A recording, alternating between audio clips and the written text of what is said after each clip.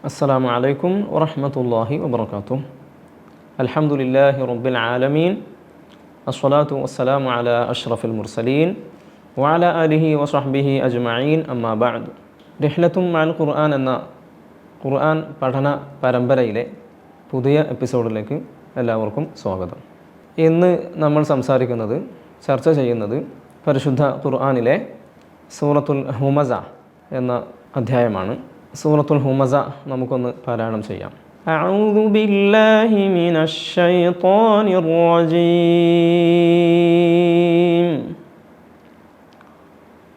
ബിസ്മില്ലാഹിർ റഹ്മാനിർ റഹീം.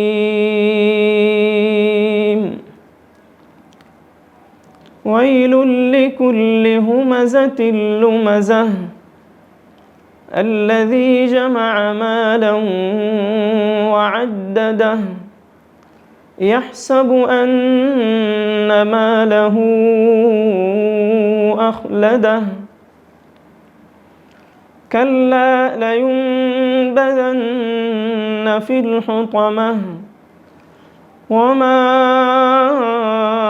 أدراك ما الحطمة نار الله الموقدة التي تطلع على الأفئدة إنها عليهم مؤصدة في عمد ممددة.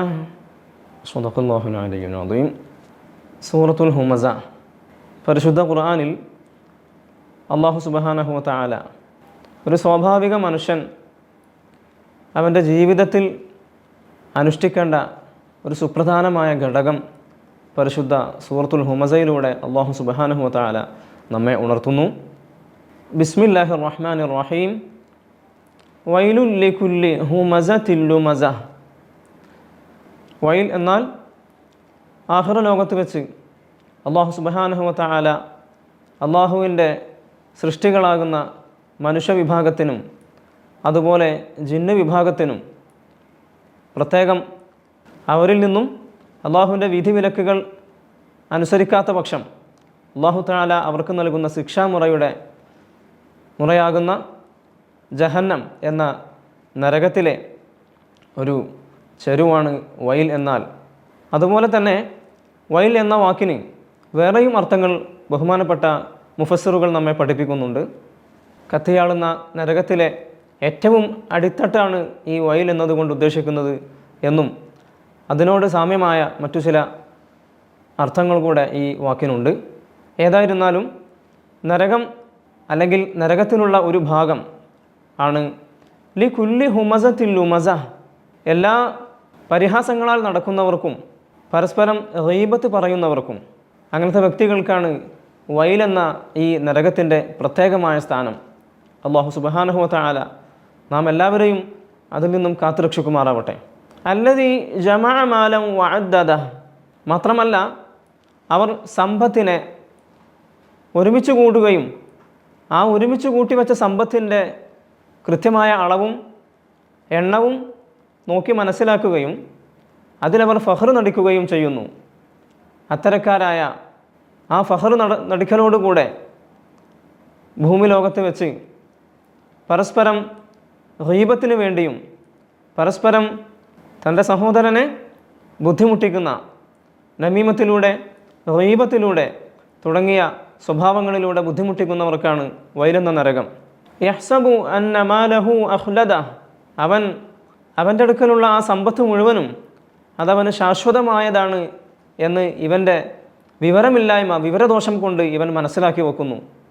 അത്തരക്കാരായ അഹങ്കരിച്ച് നടക്കുന്ന ദുനിയാവിൽ ഭൂമി ലോകത്ത് വെച്ച് അള്ളാഹുവിനെ അഹങ്കരിച്ച് അള്ളാഹുവിനോട് ധിഖരിച്ച് അഹങ്കരിച്ച് നടക്കുന്ന അത്തരക്കാർക്കാണ് വൈലെന്ന നരകം.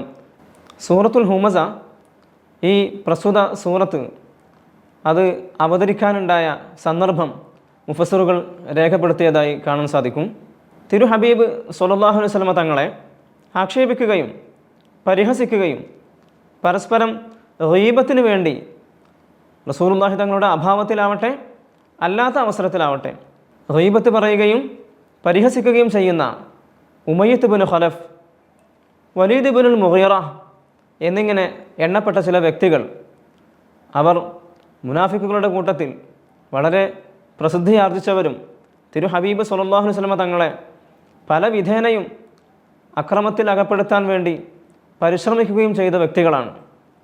ഇവരുടെ ഈ പ്രവർത്തനങ്ങൾക്ക് മറുപടി എന്നോണമാണ് പ്രസ്തുത സൂറത്ത് അവതരിച്ചത് എന്ന് മുഫസ്സിറുകൾ നമ്മെ പഠിപ്പിക്കുന്നു.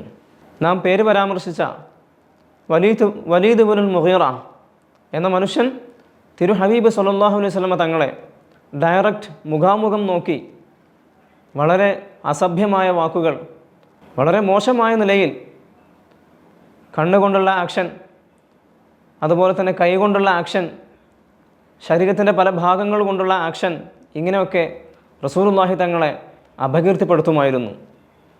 ഇങ്ങനെ റസൂലുള്ളാഹി തങ്ങളെ ഗീബത്തിന് വേണ്ടിയും പരിഹാസത്തിന് വേണ്ടിയും ബുദ്ധിമുട്ടിക്കാൻ വേണ്ടിയൊക്കെ സ്വഭാവ ശൈലിയിൽ ഉൾക്കൊള്ളുന്ന അത്തരം വ്യക്തികൾക്ക് മറുപടി എന്നോണമാണ് അവരുടെ ആ കുതന്ത്രങ്ങളെ അല്ലാഹു സുബ്ഹാനഹു വ തആല തിരു ഹബീബ് സ്വല്ലല്ലാഹു അലൈഹി വസല്ലം തങ്ങളിലൂടെ പരിശുദ്ധ ഖുർആനിനെ അവതരിച്ചത്.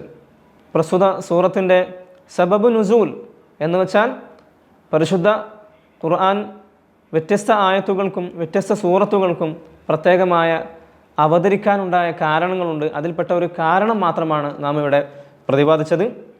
എന്നാൽ ഭൂമി ലോകത്ത് ഈ സ്വഭാവ ശൈലിയിൽ ഉൾക്കൊള്ളുന്ന മനുഷ്യർക്കെല്ലാം ഈ പ്രസ്തുത സൂറത്തിലെ വൈലെന്ന നരകത്തിന് അർഹതയുണ്ടെന്നുകൂടെ നാം മനസ്സിലാക്കേണ്ടതുണ്ട്. കല്ല ലയുംബദന്ന ഫിൽ ഹുതമ. എന്നാൽ കാര്യം അങ്ങനെയല്ല. ഇവർ വിശ്വസിക്കുന്നത് പോലെ, ഇവർ മനസ്സിലാക്കി വച്ചതുപോലെ സമ്പത്തിനെ ഒരുമിച്ച് കൂട്ടുകയും ആ സമ്പത്തുകളെ വളരെ വ്യക്തമായി സൂക്ഷ്മമായി അതിനെ ഭദ്രമാക്കി ശാശ്വതമായി ഭൂമി ലോകത്ത് ജീവിക്കാമെന്ന് അവർ ധരിച്ചതുപോലെയല്ല. ലയുംബദന്ന, തീർച്ചയായും അവരെ എറിയപ്പെടുക തന്നെ ചെയ്യും. ഫിൽ ഹുതമ, കത്തിയാളിക്കപ്പെടുന്ന ആ ജഹന്നമാകുന്ന നരകത്തിൽ. എന്ന് വെച്ചാൽ അത്തരക്കാർ സമ്പാദിക്കുന്ന സമ്പത്തുകൾ മുഴുവനും അവർ ധരിച്ചതുപോലെ ശാശ്വതമായി ഭൂമി ലോകത്ത് അവർക്ക് അഹങ്കരിച്ചുകൊണ്ട് അള്ളാഹുവിൻ്റെ വിധിവിലക്കുകൾക്ക് എതിരെ പ്രവർത്തിച്ചുകൊണ്ട് തിരു ഹബീബ് സ്വല്ലല്ലാഹു അലൈഹി വസല്ലമ തങ്ങളെ അപകീർത്തിപ്പെടുത്തിക്കൊണ്ട് ഭൂമി ലോകത്ത് ജീവിക്കാമെന്ന് അവർ വിചാരിക്കേണ്ടതില്ല. അള്ളാഹുവിൻ്റെ പ്രത്യേകമായ നിയന്ത്രണത്തിലാണ് എല്ലാം ഉൾക്കൊള്ളുന്നത്. മാത്രമല്ല അവർക്കതിന് പ്രതിഫലമായി നാളെ ജഹന്നം എന്ന നരകം അള്ളാഹു വാഗ്ദത്വം നൽകുകയും ചെയ്യുന്നു പ്രസ്തുത സൂറത്തിലൂടെ.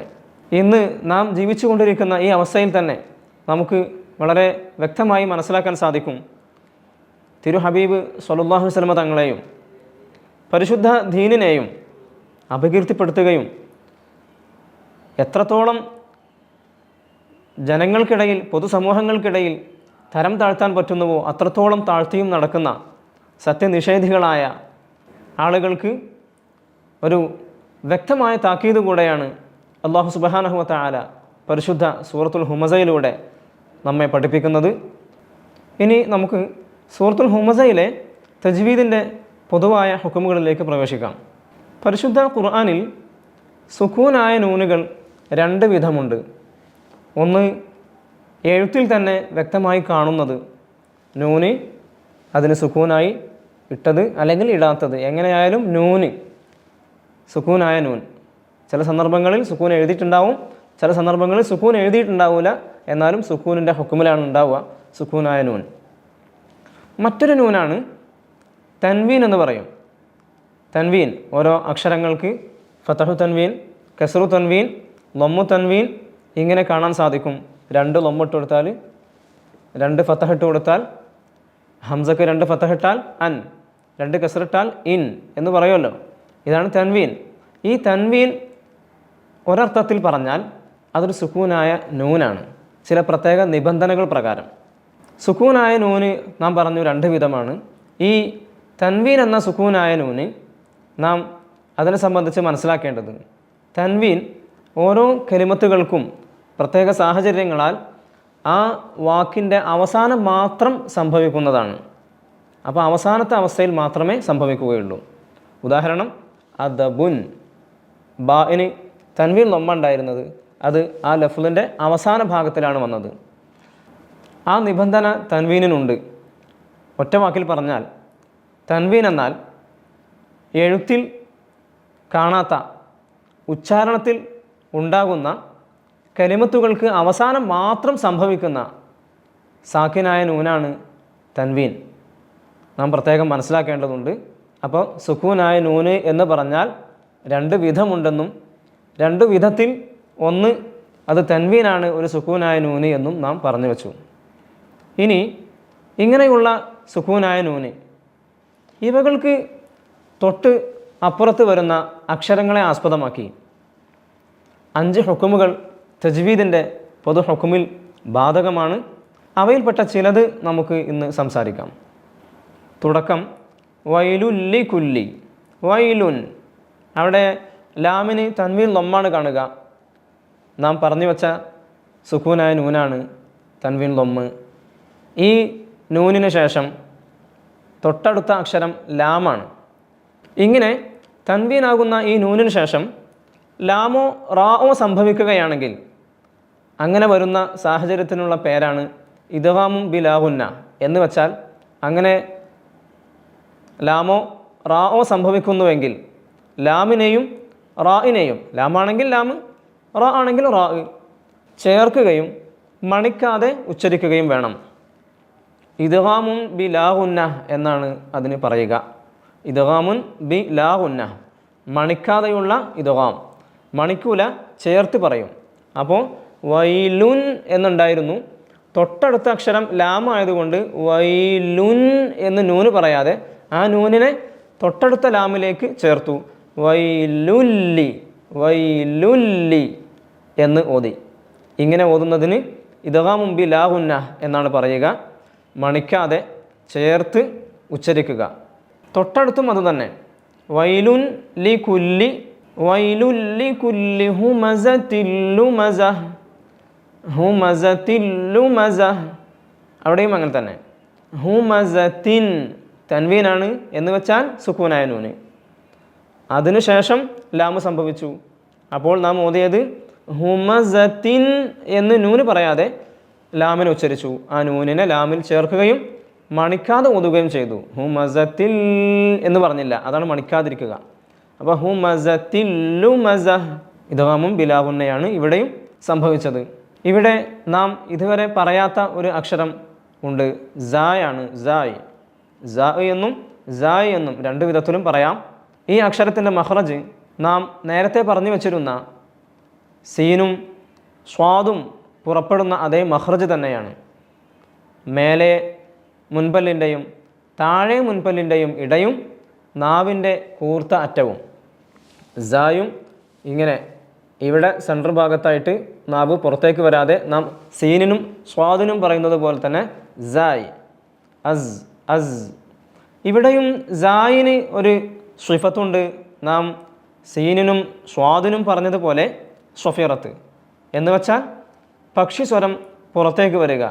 ഇവിടെയുള്ള സ്വരം അത് തേനീച്ചക്കൂട്ടം പറക്കുമ്പോഴുള്ള ആ ശബ്ദം, അസ് എന്ന ശബ്ദം, അത് പുറത്തേക്ക് വരണം എന്നതാണ്. മറ്റു സിഫത്തുകളുണ്ട്. സിഫത്തുകളെ സംബന്ധിച്ച് അല്പാൽപമായി നാം വിശദീകരിക്കും ഇൻഷാ അല്ലാഹ്. അടുത്തത് അല്ലദീ ജമഅ മാലൻ വഅദ്ദദഹ്. അല്ലദീ ദാലുച്ചരിക്കുമ്പോൾ ശ്രദ്ധിക്കേണ്ടതുണ്ട്. നാം മുന്നേ പറഞ്ഞു വച്ചിരുന്നു, ദാലായി പോകുന്നതും അതുപോലെ തന്നെ ദാലിനോടുകൂടെ കാറ്റ് പുറത്തേക്ക് വരുന്നതൊക്കെ ശ്രദ്ധിക്കേണ്ടതുണ്ട്. ജമഅ, ജമഅ ഇവിടെ ജീമാണ്. ജീം നാം ഇതുവരെ ഇതിൻ്റെ മഖ്റജിനെ സംബന്ധിച്ച് പറഞ്ഞിട്ടില്ല. ജീം പുറപ്പെടുന്നത് നാവിൻ്റെ മധ്യഭാഗം അതിനോട് നേരിടുന്ന അണ്ണാക്കുമായി തട്ടിച്ചുകൊണ്ടാണ്. അജ്, അജ്, അജ്. മലയാളത്തിൽ നാം സംസാരിക്കുന്നത് പോലെ നാവിൻ്റെ മുൻഭാഗത്തേക്ക് വന്നുകൊണ്ട് ജ എന്ന് പറഞ്ഞാൽ നാം ഇവിടെ ഉച്ചരിച്ച ജീമ് ആവുകയില്ല. അതിൻ്റെ മഖ്റജ് പ്രത്യേകം ശ്രദ്ധിക്കുകയും ഇൻഷാ അല്ലാഹ് സിഫത്തുകളെ സംബന്ധിച്ച് അതിൻ്റെ മഖ്റജ് പ്രത്യേകം ശ്രദ്ധിക്കുകയും അവിടെ നിന്ന് അത് പുറപ്പെടുവിക്കുവാനും വേണ്ടി ശ്രദ്ധിക്കേണ്ടതുണ്ട്. മാലം വഅദ്ദദഹ്, മാലം വഅദ്ദദഹ്. ഇവിടെ മാലം വ ചേർത്തിയിട്ടാണ് ഓതേണ്ടത്. മാലൻ വ, മാലൻ എന്ന തൻവീനിനെ തൊട്ടടുത്ത വാവിലേക്ക് ചേർത്തുകയും മണിക്കുകയും ചെയ്യുക. അതിനെ സംബന്ധിച്ച് നാം പിന്നീട് പറയും. ഓതേണ്ടത് അല്ലദീ ജമഅ മാലൻ വഅദ്ദദഹ്, ഇങ്ങനെയാണ്. യഹ്സബു അന്ന മാലഹു അഖ്ലദഹ്. ഇവിടെ ശ്രദ്ധിക്കേണ്ടത് യഹ്സബു, യഹ്സബു ഹാഇന് സുക്കൂനാണ്. പ്രത്യേകിച്ചും കട്ടിയോടുകൂടെ പറയാതിരിക്കാൻ ശ്രദ്ധിക്കുകയും തൊണ്ടയുടെ മധ്യഭാഗത്തു നിന്നാണ് പുറപ്പെടേണ്ടത്. തൊട്ടടുത്ത് അന്ന ഒരു ഷദ്ദുള്ള നൂന് കാണാൻ സാധിക്കും. ഷദ്ദുള്ള നൂന് എല്ലാ അവസ്ഥയിലും വഖഫ് ചെയ്യുമ്പോഴും അല്ലാത്തപ്പോഴും കലിമത്തിൻ്റെ മധ്യത്തിലാണെങ്കിലും അല്ലെങ്കിലും എവിടെയായിരുന്നാലും ഈ ഷദ്ദുള്ള നൂനിനെ എപ്പോഴും മണിക്കണം. നൂന് മാത്രമല്ല, ഷദ്ദുള്ള നൂന് മീമ് എല്ലാ അവസ്ഥയിലും മണിക്കേണ്ടതുണ്ട്. നാം പ്രത്യേകം ശ്രദ്ധിക്കുകയും മണിക്കുക എന്ന് വെച്ചാൽ അന്ന മണിച്ചു, മണിക്കാതിരുന്നാൽ അന്ന, ഇതാണ് മണിക്കുക. തരിമൂക്കിൽ നിന്നും ശബ്ദം വരിക. യഹ്സബു അന്ന മാലഹു അഖ്ലദഹ്, അന്ന ഒരലിഫിൻ്റെ ഖദറെങ്കിലും നീളുക. അന്ന, അന്ന. ഇവിടെ ശ്രദ്ധിക്കേണ്ടത് ഗുന്നത്തിനെ അങ്ങോട്ട് അധികമായിട്ട് ധാരാളം നേരം നമ്മൾ മദ്ദൊക്കെ നീട്ടുന്നത് പോലെ മണിക്കാൻ പാടില്ല. പരിധിയും വിട്ട് മണിക്കൽ ഖിറാഅത്തിനെ സംബന്ധിച്ചിടത്തോളം അത് നല്ലതല്ല. അഖ്ലദ, അഖ്ലദ, ഖാഇന് സുക്കൂനാണ്. സുക്കൂനാണെങ്കിൽ തന്നെ നാം അതിൻ്റെ ഇസ്തിഅല നഷ്ടപ്പെടുന്നത് ശ്രദ്ധിക്കണം. ഖ, ഖ ഉച്ചരിക്കുമ്പോൾ ശബ്ദത്തിൻ്റെ നാവിൻ്റെ അങ്ങേ ഭാഗം അണ്ണാക്കിലേക്ക് ചേർന്ന് നിൽക്കേണ്ട അക്ഷരമാണ് ഖ. അഹ്, അഹ് ലദ, ഇങ്ങനെ തന്നെ ശ്രദ്ധിച്ച് ഉച്ചരിക്കണം. കല്ലാ ലയുൻബദന്ന ഫിൽ ഹുതമഹ്, കല്ലാ ലയുൻബദന്ന, ലയുൻ ബ എന്നാണ് കാണുക. നാം ഇവിടെ ബ ആയതുകൊണ്ട്, നൂനിന് ശേഷം ബ ആയതുകൊണ്ട് അവിടെ ബാഇൻ്റെ സ്ഥാനത്ത് മീമാക്കിയിട്ടാണ് ഉച്ചരിക്കുക. എന്ന് വച്ചാൽ നാം നേരത്തെ പറഞ്ഞു വച്ചിരുന്നു സുക്കൂനായ നൂന് അതിനു ശേഷമുള്ള അക്ഷരങ്ങളെ പരിഗണിച്ചുകൊണ്ട് പ്രത്യേക ഹുക്കുമുകളുണ്ടെന്ന്. അതിലെ ഒരു ഹുക്കുമ് നാം പറഞ്ഞു, ഇദ്ഗാമുൻ ബി ലാ ഗുന്ന. അടുത്ത ഹുക്കുമാണ് ഇഖ്ലാബ് എന്ന് പറയും. സുക്കൂനായ നൂനിന് ശേഷം, നൂൻ എന്നാൽ നാം പറഞ്ഞ രണ്ട് നൂനും, അവകൾക്ക് ശേഷം ബാ സംഭവിക്കുകയാണെങ്കിൽ, ബാ വന്നാൽ ഈ നൂനിനെ മീമാക്കി മറിക്കും. അപ്പം നൂനുള്ള സ്ഥലത്ത് മീമ് പറയുന്നത് പോലെ വായ പൂട്ടി ഉച്ചരിക്കും. കല്ലാ ലയുൻ എന്നാണ് ഖുർആനിലുള്ളത്. നമ്മൾ ഓതേണ്ടത് തൊട്ടടുത്ത അക്ഷരം ബ ആയതുകൊണ്ട് ലയും എന്ന് മീമാക്കുകയും ഒരൽപ്പം മണിക്കൽ കൊടുത്തുകൊണ്ട് ഉച്ചരിക്കുകയും ചെയ്യുക. ഇഖ്ലാബ് എന്നാണ് അതിൻ്റെ പേര്. കല്ലാ ലയുൻബദന്ന ഫിൽ ഹുതമഹ്. അടുത്തത് ദാലാണ്. ദാല് ലയുൻബദ എന്നാണ്. ഇവിടെയും ദാലായി മാറുന്നത് സ്വാഭാവികമായും കേട്ടുവരാറുള്ള ഒരു പിഴവാണ്. നാം പ്രത്യേകം ശ്രദ്ധിക്കുകയും പാരായണത്തിൽ അത് കൊണ്ടുവരികയും ചെയ്യുക. തൊട്ടടുത്ത അക്ഷരം ഷദ്ദുള്ള നൂനാണ്. നാം മുന്നേ പറഞ്ഞു വച്ചിരുന്നു, ഷദ്ദുള്ള നൂനും മീമും എപ്പോഴും മണിക്കണം. അപ്പോൾ ഓതുമ്പോൾ ലയുൻബദന്ന മണിക്കണം എന്നർത്ഥം. ഫിൽ ഹുതമഹ് തൊട്ടടുത്ത് ശ്രദ്ധിക്കേണ്ട അക്ഷരം വരുന്നത് ത്വ ആണ്. ത്വന് നാം ആദ്യമേ പറഞ്ഞു വെച്ച ഇസ്തിലാഉം എന്ന് വെച്ചാൽ നാവിൻ്റെ അഖ്സയായ ഭാഗം അണ്ണാക്കിലേക്ക് ഉയർന്നു നിൽക്കുകയും അതോടൊപ്പം ഇത്ബാഖ് എന്ന സിഫത്തും കൂടെ ത്വനുണ്ട്. നാവിൻ്റെ ഒരു ഭാഗം തന്നെ അണ്ണാക്കുമായി ചേർന്നിരിക്കുക. ത്വ ത്വ ത്വ എന്നിങ്ങനെ കേൾക്കണം ശബ്ദം. ഫിൽ ഹുതമഹ്, ഫിൽ ഹുതമഹ്, ഇങ്ങനെയാണ് പാരായണം ചെയ്യേണ്ടത്. അഊദു ബില്ലാഹി മിനശ് ശൈത്വാനിർ റജീം. ബിസ്മില്ലാഹിർ റഹ്മാനിർ റഹീം. വൈലുൽ ലികുല്ലി ഹുമസത്തിൻ ലുമസഹ് الذي جمع مالا وعدده യഹ്സബു അന്ന മാലഹു അഖ്ലദഹ കല്ലാ ലയുൻബദന്ന ഫിൽ ഹുതമഹ. സ്വദഖല്ലാഹുൽ അലിയ്യുൽ അദീം. പരിശുദ്ധ ഖുർആൻ അതിൻ്റെ ഹുക്കുമുകൾ അനുസരിച്ച് പാരായണം ചെയ്യുവാനും ജീവിതത്തിൽ പകർത്തുവാനും അല്ലാഹു സുബ്ഹാനഹു വ തആല തൗഫീഖ് നൽകി അനുഗ്രഹിക്കട്ടെ. സുപ്രഭാതം യൂട്യൂബ് ചാനലിലൂടെ ഞങ്ങൾ അവതരിപ്പിക്കുന്ന റിഹ്ലത്തും മഅൽ ഖുർആൻ എന്ന ഈ എപ്പിസോഡ് ഇവിടെ അവസാനിക്കുകയാണ്. എല്ലാവരും ഓരോ പ്രോഗ്രാമുകളും വീക്ഷിക്കുകയും അതിൽ നിങ്ങൾക്ക് ലഭിക്കുന്ന ചോദ്യങ്ങൾക്ക് ആൻസർ നൽകുകയും പരിശുദ്ധ ഉംറ കരസ്ഥമാക്കാൻ വേണ്ടി ശ്രദ്ധിക്കുകയും ചെയ്യുക. അല്ലാഹു അനുഗ്രഹിക്കട്ടെ. അസ്സലാമു അലൈക്കും വറഹ്മത്തുള്ളാഹി വബറകാതുഹു.